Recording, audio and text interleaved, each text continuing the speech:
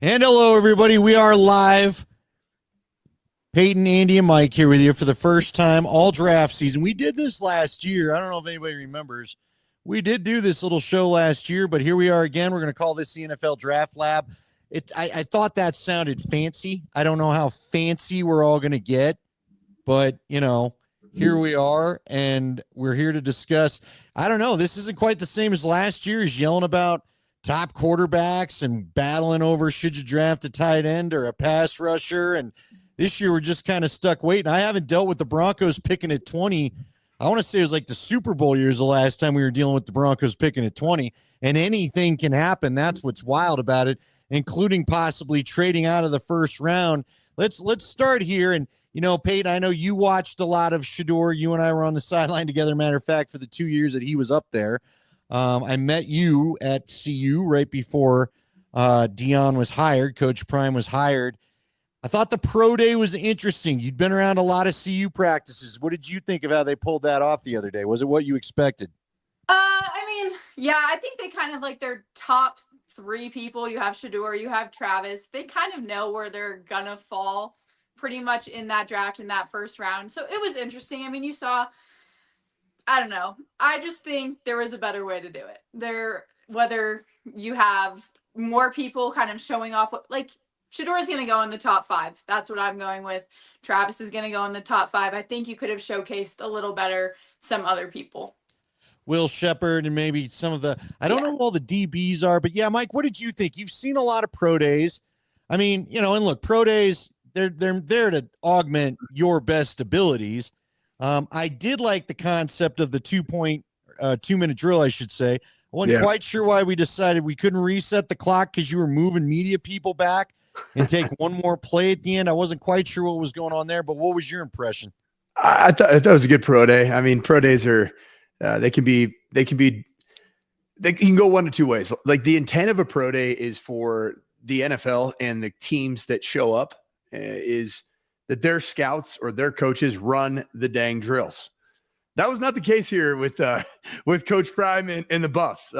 This was CU's pro day. This was Coach Prime's pro day, and I thought one of the most most interesting anecdotes from this pro day for me was I've seen plenty of times where particular athletes that had personalized trainers that they spent months working on their 40-yard dash with or their 5-10-5 short shuttle. There might be something that's slightly different about the scout that's running that particular timing or drill. And the athlete will be like, no, that's not how I worked it. And I've seen the scout look at the athlete and say, so do you want to play in the NFL or do you want to play for your trainer's league? Because in the NFL, this is how we do it. Well, I don't know if you saw that little clip of Coach Prime going up to one of the scouts and telling him, hey, you guys don't know this. You don't know who the heck this guy is. So do it the way you've been working on it, not the way that he. So I'm wondering even if some of those times they threw out because they literally said, you know what? We're not going to do it the way that we're coached to do it. We're going to do it the way Coach Prime told us to do it. So that was really interesting. I thought it was really cool, actually.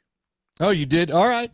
Well, the reason why I bring this up, do you both feel Shedeur showed well? We'll go Mike, then Peyton. Do you both feel Shedeur showed well? Do you think he did enough to keep? I mean, it's so crazy because I'm with Peyton. I think he goes top 5, maybe top 10, I guess, but he's a first rounder, right, Mike? He's not falling out of the first round, is he?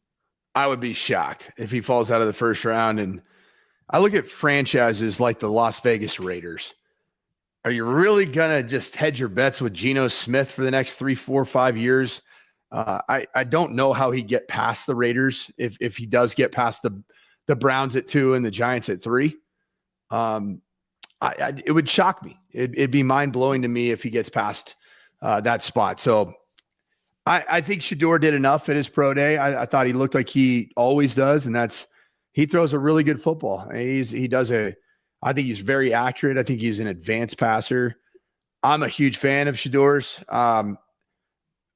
It took me a while to come around, be really honest, just because stylistically as a quarterback's different than what I've trained and coached for a lot of years. Just a lot of improv football, a lot of throwing off his back foot or drifting in the pocket away from the line of scrimmage. But the dude just got incredible ice in his veins when the game's on the line. And I've never seen anybody that it felt so certain when the game was on the line that he was going to do something crazy. And he kept doing it.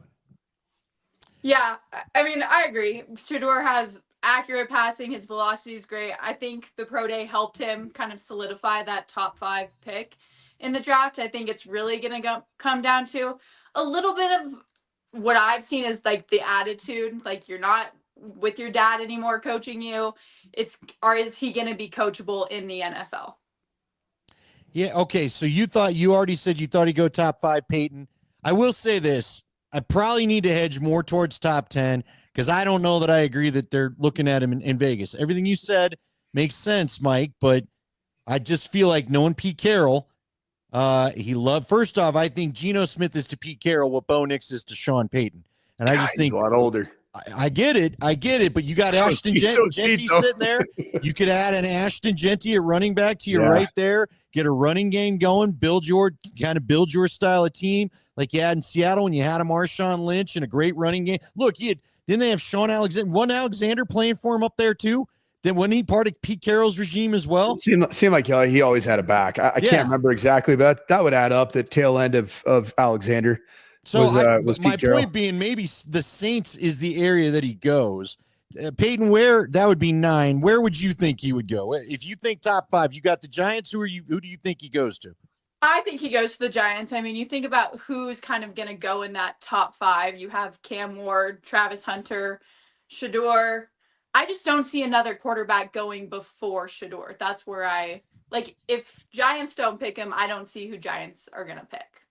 Well, Mike, do you think – see, here's what I think is funny. Everyone's talking about, wow, it feels like the media consensus, and I think we all knew this would happen. You have a pro day, and everyone's stock rises and falls, and draft rumors are – like, one of the reasons why I think Hunter's been so quiet and everyone's got him all of a sudden tapped for 4 was he hadn't worked out anywhere. Well, now he works out, and everyone's reminded what a great athlete he is, and you see all the NFL guys that love him, and, it turns out Cleveland wanted a good look at him as much as Shador, and maybe the Giants did too. We're not sure. There's, talk of the Patriots and on and on and on. And so now that he's worked out, of course, now Hunter's jumping back into the mix, and some are saying, Cleveland. Like Dan Orlovsky's convinced he's not getting past Cleveland now all of a sudden. Orlovsky's saying that Shador isn't? He thinks that Travis Hunter is going to be the pick at 2. He said it's not going to be anybody else. I think the most can't miss prospect in this draft class is none other than Travis Hunter. And if I was Brian Callahan, I would hedge my bets on getting Travis Hunter on my roster because he's going to be coaching for his life down in Tennessee. He's a friend of both of ours, right? I don't know that Cam Ward is stylistically a quarterback that would fit what Brian Callahan's been a part of. He was with Joe Burrow, and all the success as a coach really came from Joe Burrow at Cincinnati. I'd say hedge your bets on the best player in the draft, the most can't miss player in the draft, and that's Travis Hunter. And I don't actually think it's too far-fetched to think that the Tennessee Titans get a wild hair up their nose and say, you know what? Screw it. Let's get the best freaking player that we're going to build this brand new stadium in Nashville. Let's get the ultimate superstar to bring in, and we will sell more jerseys than anybody in the history of pro football. And by drafting Travis Hunter, I think it'd be the smartest draft pick of our generation to bypass Cam Ward. Obviously they might like Shador. If Shador's the apple of their eye, then certainly I could see that. Who knows? Everybody's saying, and Vegas is telling us that it is Cam Ward or bust. I mean, period. It's Cam Ward for the Tennessee Titans. Why the heck would they not select Travis Hunter? Well, I'm with you. Again, and to your point, I just wanted to make this to add on to your point, Mike. He's used to taller quarterbacks, and Cam Ward's he's like, what, inches taller than Shador? Neither guy is 6'2", truly. I mean, they're both right there, about 6'1". Like, Shador was 6'1", according to Leggy when I talked to him, and Cam Ward had a few extra inches pushing towards 6'2", but it's not like either guy is 6'3" or 6'4". Yeah, what's now, there is a live arm for Cam Ward, but Burrow's a shade under 6'5". Is that right? Is he in the 6'4" range? I think so. Yeah. I mean, he's a taller quarterback. He's also a guy that plays on schedule, man. I mean, that's the thing is Cam Ward going to frustrate a guy like Brian Callahan, who's accustomed to his offense being run relatively on schedule, as opposed to the second play being a humongous part of what you do? I mean, it could also be argued that Cam Ward athletically is so dang good that you can cover a multitude of sins for a Tennessee Titans roster that just lacks in a lot of spots. I mean, that argument can certainly be made as well, but I don't know. What's the best thing for the long term of that franchise that's building a brand new stadium and just seems like it's in football purgatory post McNair and King George and the whole deal, or King Henry, excuse me, Derrick Henry, shoot Eddie George too. I think it would be a superstar football player and a two-way star like Travis Hunter playing close to where he's from, in Florida, and the roots that he has. I think even some roots in Georgia. All right. I do want to talk obviously about Broncos because we're in a Bronco town. So Payton, let me pop this off you and I'll give you my opinion. Here's what I think is interesting. Let's just say for now we go chalk with what Vegas is saying. Cam Ward's the guy. There are many that are speculating, and look, it was speculation as early as this morning on Get Up because there appears, according to a couple of outlets in Pittsburgh, the Steelers seem to like Jackson Dart. Orlovsky again said this morning he knows of 2 teams that like Jackson Dart. So, and all it takes is one.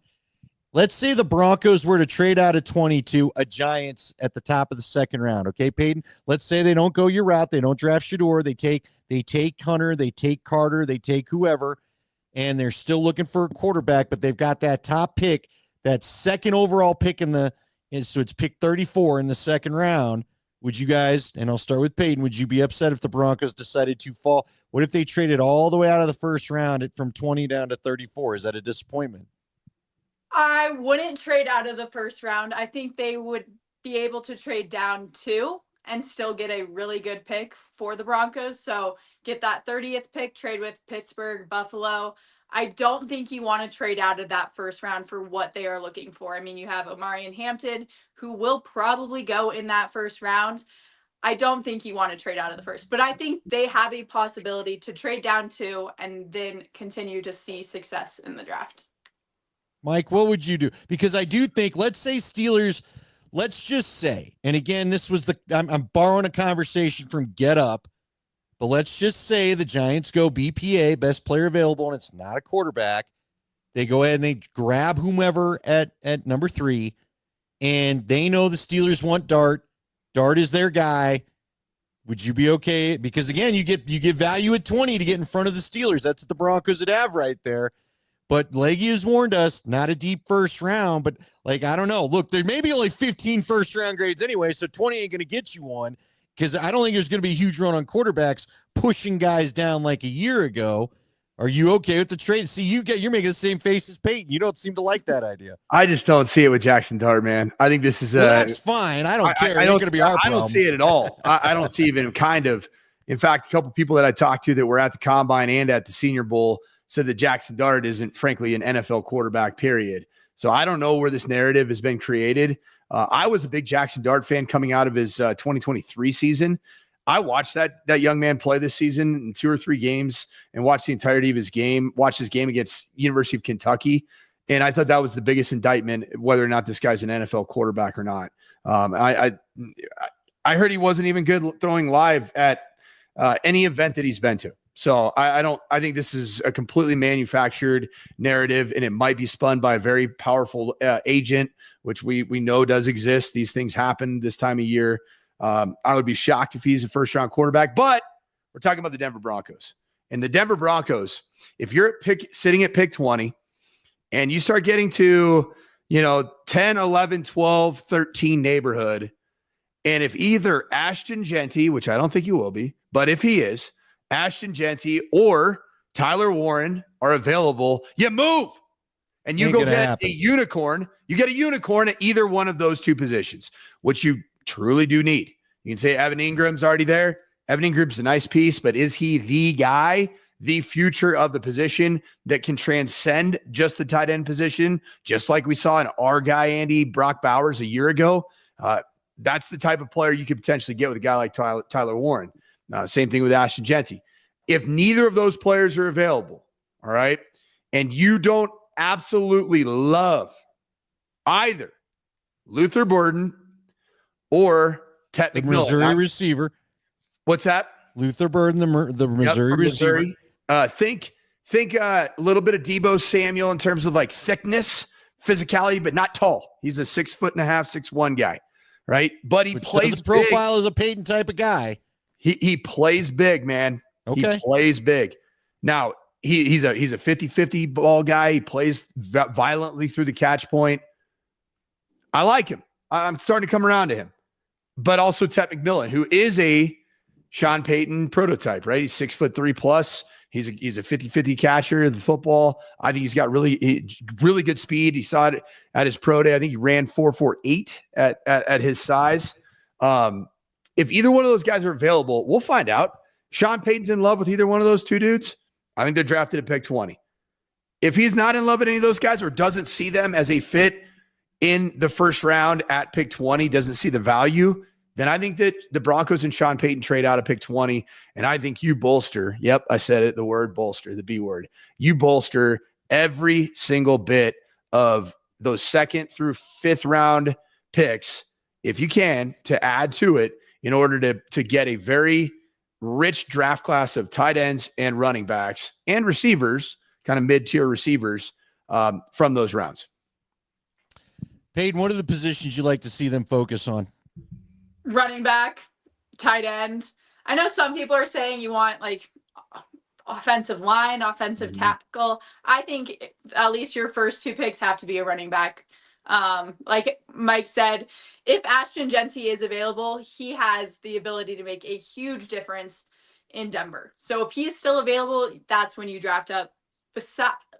That's the only one I can see that Broncos really need. But really, you just need someone who's a playmaker on the field that helps Bo Nix out. Running back, I would say, should be your first pick. See, I don't have a problem with the running back. Now, here's the problem I do have. I start to see people. I start to see some of these mock drafts, and what ends up happening, look, let's just go with, I'm trying to remember, Bucky Brooks, okay? It was Bucky Brooks that I saw. Omarion Hampton is the pick at 10 to the Chicago Bears. Why? Genty's already gone at 6. Ty Warren's gone to the Jets. Colston's gone at 15 to the Colts. You got all these teams looking for the same positions that you're looking for, so that's where I get into the question of, do you just trade out if all those guys are gone? To me, so Payton laid it out. She wouldn't go any further than, say, 23, 24, maybe 30 if the offer's right, Mike. And I would say this, Payton, when you talk about running backs, if you do draft a running back, I would like one in the first round for this reason. I want the 5th-year option because I don't know if the way running backs are going, I don't know if I'm giving you the second contract. I may just use you up on the rookie deal and do this whole thing over again in a few years, right? Because unfortunately, look what happened to our buddy Javonte Williams. By the time it was time for another contract, he unfortunately was so beat up because that's how running backs go. That's just, that's just how this thing goes. All right. What other position? Let me ask you this. Hey, what could be the surprise position? Can I go running back real quick while stay here? Because I heard Payton mention the name of Omarion Hampton and a guy that man, it seems like there's been some buzz about Omarion Hampton going in the first round. Lots of buzz. He's like the second back all of a sudden. Yeah, and that's fine. I think he is, from a grade standpoint, he is the second back taken. But, there's not a ton of years where there are 2 backs that go in the first round, right?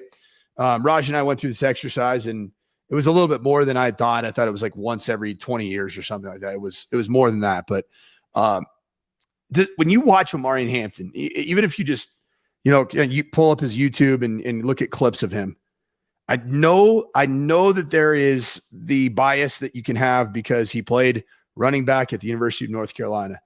But do you feel like you see a little bit of Javonte Williams in there? Is there a bit of redundancy with the size? Is it because of the same uniform? Or what? I don't know, man. Running style too. Like there's some things that just kind of it just kind of bothers me. Okay. Well, look, I'll tell you though, Mike, I'm talking about his first round back, right? No, I get it. Round back. Like this, they got to be war daddy, special. Is he special? Then why did North Carolina suck this year? I will tell you this. To me, and look, Payton's obviously read a lot of the mocks because that's why you come up with that name. That name, Omarion's been tagged to Denver in about 1,000 mocks, so it makes a ton of sense. I'm with you. To me, if you're going to draft a guy in the first round, I got to be talking about Christian McCaffrey tendencies, a guy whose jersey retirement you were lucky to attend on Friday night. Okay, but I need that. Like, to me, Christian McCaffrey is the true joker. Yeah. When Sean Payton starts He's talking an about a offense. joker, it's He's a an Christian offense. McCaffrey, Alvin Kamara type guy. Right. And I just don't know if I buy Hampton catches the ball well enough to be that. So tell me this. What position, because the Broncos have done this to me a bunch this year. Sylvester Williams is one of them back when he was drafted. What position could surprise you? What would be your biggest surprise if they drafted it? You want to go, Payton? As you can see Or here, say, like like in the threw out first their round or offensive just tackle. overall? Yeah, Just over. I'd say an offensive tackle, at least in the first like 2 rounds. If you get an offensive tackle first over, kind of, you need that like powerhouse on the like running back, tight end. I think if you draft an offensive tackle first, like I think it was Marcus from Purdue, Marcus Mbaugh, like great addition to the team, does not need to be drafted in the second round. Okay, but I will play devil's advocate here because, again, I don't know. Like McGlinchey, we all like McGlinchey. I think McGlinchey's been a good signing, but he is overpaid. Okay, he is overpaid. That's what you do in free agency. Frankly, if you look at the grades, probably Ben Powers is overpaid, even though I think he's been a pretty good addition as well. He's been an upgrade from what they had before, and God knows when it comes to McGlinchey, they've had nothing but a revolving door at tackle. But Mike, let's go off that play right there. If you could get a tackle in the second round, would that be the worst thing if it set you up to maybe get rid of Mike McGlinchey in a couple years? The two things that would not surprise me on draft day for the Denver Broncos is if either a interior defensive lineman or an offensive tackle get drafted in one of the first 2 round picks. Wouldn't surprise me one bit, because you're getting to the point now at left tackle with Garrett Bowles and at right tackle with Mike McGlinchey. They're in a good headspace. They're in a good space in their career, their health. But you're a year or 2, maybe 3 removed from either one of those 2 tackles being near the end, right? That's just the reality of playing the position in the National Football League. And then interior defensive linemen, you can never have all the guys that are going to come up, right? That's why that would make sense. For sure. You can never have enough. And if they're really impactful guys that are 2-way players that are true run stuffers, can separate and stop plays in the backfield, as a interior defensive line run stuffing threat and be an interior pass rusher, that's tremendous value. And frankly, pun intended, John Franklin Myers, who hasn't gotten his deal, has been a bit disgruntled. Why not go out and draft somebody that's like, hey, bud, okay, we got a guy. And it might be somebody who ends up making your defense that much better. Now, problem with that is outside of Evan Ingram, you invested your entire offseason on the defense. Right. So Sean Payton's an offensive coach. He cares about his numbers. He cares about his rookie quarterback, who's now going to be a sophomore quarterback. And so he's going to want to give him some piece within the first 3 picks. Certainly, I think at pick 1, whether it's pick 20 or he moves out of that spot, that does give Bo Nix something that makes his maybe a 7-yard completion is now a 15 to 20-yard completion. And I think that's what ultimately is going to play out. But it would not surprise me if either one of those 2 first picks were either an interior defensive lineman or an offensive tackle. Okay, what would be your surprise position then? Now it's your turn. Me? Surprise position. I know. That's good. I know you're buying We, time. I like it. Hey, you know what? Radio trick. Repeat the question when you're not ready to answer. Yeah. Buy yourself a little more time. Well, I thought that I would just went interior defensive lineman and tackle. No, you just said you would not be surprised if you saw them. Oh, that would completely shock me. I'm talking about the one position where you go, where did that come from? Oh, hey, punter. All Get right, a punter in the dang right. draft, man. We moved away from Riley. We don't have one right now, do we? No, but we They but signed come on. somebody. Yeah, but you're not picking them when one of these early picks. I mean, because look, I've seen this happen before. I asked Jeff Legwold about it. He and I've got the same guy. I still like Imanwara, the safety from South Carolina. And is that your biggest need? Not after necessarily signing Hufanga, but if you're going to get yourself some players, by the time you get to 20, he may be the player that's left. Because you know how it is, Mike. Guys, Payton, we've read over and over again, the grades start to bunch up when you get past those 15 picks. The value lessens. It's why when Payton said don't trade out earlier, Jeff Legwold would be applauding her. Jeff said, if you trade out, you better be careful. You may not get a first-round guy, and the run is going to happen. From what Leggy was telling me earlier, by the time we're past the 5th round, teams may be bailing out till next year left and right because they just don't like the grades. Yeah. So, Mike, I guess, so you're saying you wouldn't be surprised by an offensive tackle. If you still had, say, 20 to 30th pick, or Amarian Hampton or Kelvin Banks, Texas offensive tackle, which one are you choosing? Are you taking that offensive tackle, or are you taking What about the Missouri receiver? Or yeah. I already forgot his name. For me, if you had Tedero McMillan from Arizona is available, I'm taking him. Are you worried about his work ethic at all, though, Mike? I've saw some tape and Steve Smith, whatever Steve Smith Sr., when he's not hitting on other women, I guess he's out there saying that the kid plays a little bit lazy. He doesn't like it.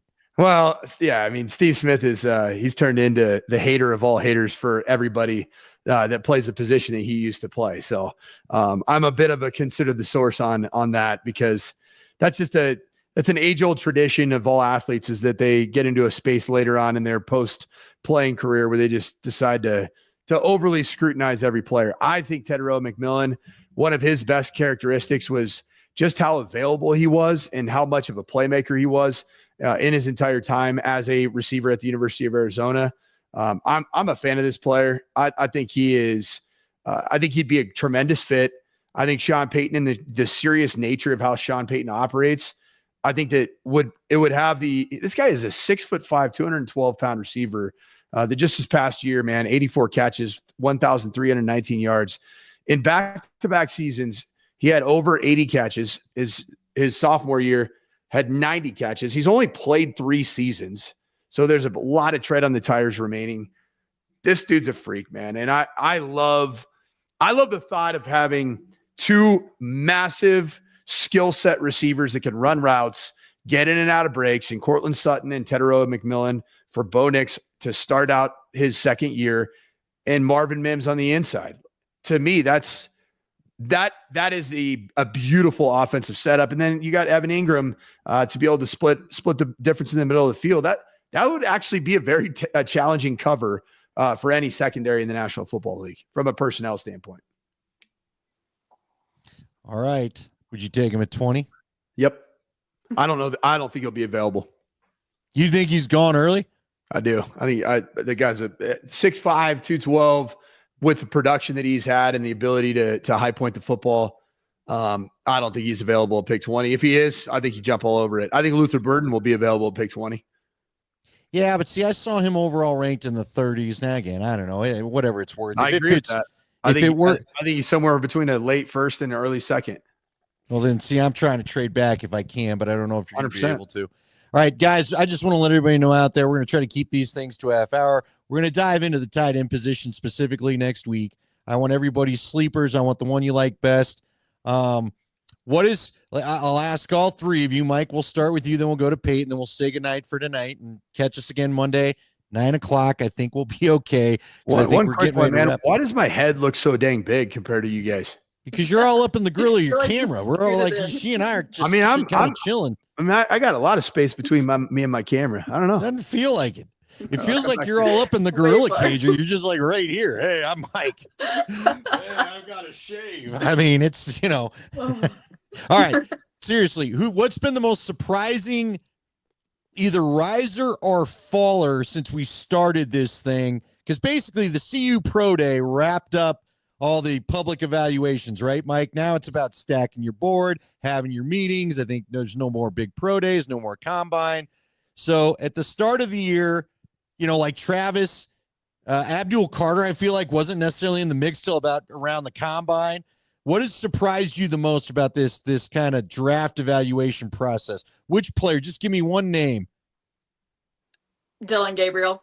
All right, really? He had a great pro day. I think he definitely positioned himself, again, not first round, but definitely a mid-round pick. Could still fall in late, but his pro day was phenomenal. He showed that he has power, he has accuracy. So I think he is one person that kind of heading into this, you're like, I'm not sure where he's really going to fall within the NFL, but I think he kind of solidified a mid-round pick. Peyton, how tall are you? 5'2".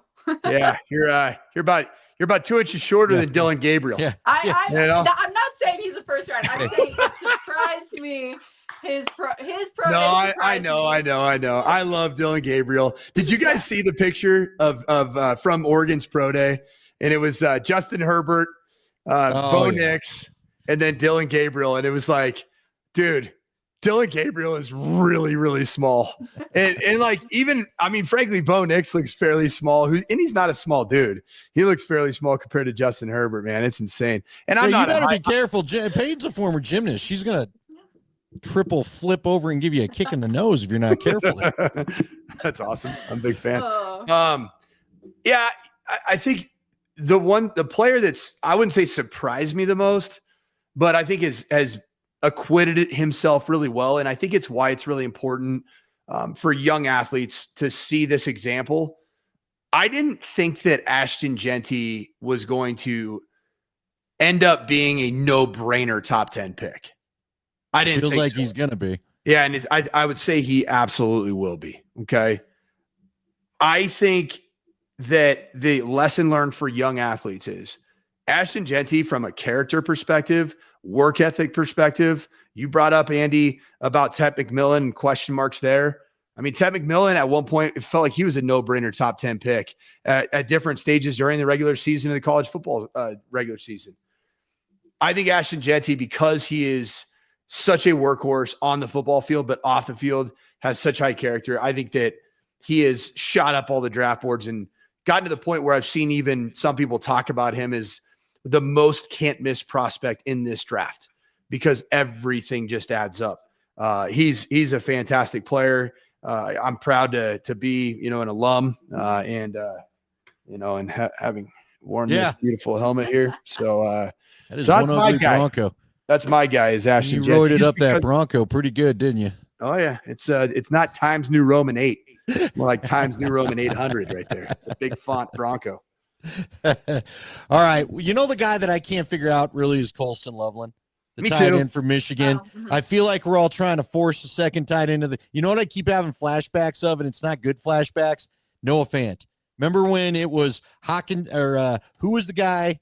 The Vikings tight end now that went to Detroit first, his teammate, TJ Hawkins. Help me out here. TJ, he's on the Vikings. Anyway, the old Iowa tight end. Hawkinson. Yeah, Hawkinson. Yeah. Hawkinstein was a guard. You were kind of going down a little bit of a Hushmanzada vibe. And I was that was it. But I'm just saying. But remember, TJ Hawkinson was the guy, and then Noah Fant was supposed to be pretty good as the second guy. And the Broncos took the second guy at 20, no less. Yeah. And Noah Fant he was fine. He was not terrible, but he's not what you were looking. He could have been a third-round pick and giving you the same stuff, right? Noah Fant's on his third team, man. Right. So now, where did he end up going now? Oh, I don't even know if he's gotten a third team, but he was. I think he's still a Seahawk, but I might be wrong. Look, my point being, I just Colston Loveland. Loveland. I don't know, man. Colston Loveland he's got the shoulder injury, and when you read the description, it just sounds like your typical NFL tight end, which is fine.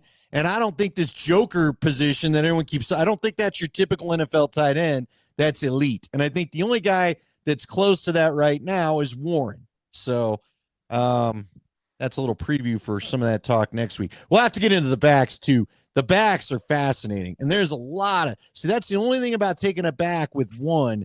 It feels like there's a lot of backs that you could choose from. Go ahead, Peyton. One person that's kind of fallen off you haven't heard much about is Cam Scatterbo from Arizona State. I mean, phenomenal running back, and he didn't participate in the pro day for ASU. He's kind of just fallen off since the combine, but that's a great kind of later round pick. I think the Broncos could potentially pick up that you really haven't heard much about. And you love the name. And you love the name. You have to root for someone like that. All right. Well, they've wrapped up the national championship, so I guess that means we got to wrap up our coverage. Wait, who won? Florida won by a bucket. No. Yeah. Tell you that Houston team had a few jokers on it that you'd love to have athletically go. I mean, those dudes were athletic as actually both teams were, but something about Houston around the rim, man, that was a really fun athletic team to watch. How about Carolina? How about Carolina going to the old basketball player route? Did you see that? The Panthers signed a basketball player today, and they're going to try to make him a tight end. I feel love like I'm it. back in 2010. I feel like I'm back in the John Fox camp, and it was Wesley Duke and Julius Thomas. Let's get them out. Well, let's make a basketball player at tight end. Are we going back to that? Who was our guy from Kent State that never played football? Antonio Gates. Antonio Gates. And then Julian Edelman, also of Kent State, just played quarterback in college. Well, okay. I didn't know that about Edelman. Yeah, he was an All-American, junior college All-American quarterback at San Mateo, City College of San Mateo. Do you go eye up the basketball players to figure out a tight end now that you're coaching again, Coach? Yeah, well, you know what's weird? It's actually at the place I'm at now. It's the Laxers, man. Some good-looking Laxers over there at Valor. Yeah, don't you forget it. I'm a big Lax guy, Andy. They had a Hall of Famer named John Grant coaching them for a while, so Well, Payton and I are big Lax people too. We've got our finale of the Mammoth. You want to come watch? How's the season going? Give me an update. We won't talk about it right now. Yeah, a little rough. Is it on brand for Denver sports teams? I would say, yeah, it's very much resembling the Nuggets season right now because guys are hurt and they're losing playoff position. The good news is the Rockies are here to save us all, man. Zach Veen, his purple hair and his little dirty stash. He's ready to roll, man. Hey, did you have to do anything with the wrestlers? We had wrestling after the Mammoth game. No, they asked me if I wanted to stay, and I'm like, not really my scene. I think I'm gonna head home. Not your scene, wrestlers and gymnasts. Yeah, you guys are all homies. The Loud House wrestling, it's a different type of wrestling. It was the WWE. Matter of fact, a couple of the guys ended up being on the WWE watch list. Yeah, definitely not my scene. Peyton's not cutting her forehead open to earn a couple extra points in her floor routine there, Sanford. Yeah, we're not talking highly disciplined wrestlers that have to cut weight by wearing paper bags or a plastic. Well, now these wrestlers may be looking for you. Who knows? All right. Yeah. Hey, look, we got a lot of people watching. We appreciate it. 9:00 next Monday, we'll do another round. I want to dive in running backs and tight ends since that seems to be what Denver's doing. We'll get another one the Monday of the draft, and we'll do a draft recap, and then who knows? Maybe we'll get bored enough. We'll all just do another podcast because the world needs another podcast. I hear they're lacking in those. So. Yeah, and our guy D-Mac, he's left us, I think, some freedom tonight to do a podcast. Are we competing with D-Mac right now or no? I don't know. He's always on. Well, apparently for me, it's a drunken coach. So that's what they call. I'm sober as a judge today. So just to be very clear there. We're not all positive. I mean, look, you know what? Aren't you kind of considered a fun guy if you appear to be drunk when you're sober? I guess it's a compliment. I'll take it. All right. Or maybe it's just because I look puffy because I'm so dang close to the camera. Got the inflammation. Yeah, you do have a little red you're a little red in the right areas now. Well, maybe because I went and did a little rucking. I had 50-pound weight vest because my wife is making me work out. There What's we go. That about? I don't know, man. Wow. All right. Well, she doesn't want you getting She doesn't want you getting the Vic Fangio bod when you go wearing the gray sweatshirt on the Valor sidelines this year. So I think that's what's up. All right. We appreciate everybody tuning in. Again, the Altitude channel, all these channels is where we'll be at next week. Come find us 9:00 Monday. Good night, all. It's Draft Lab on Altitude Sports.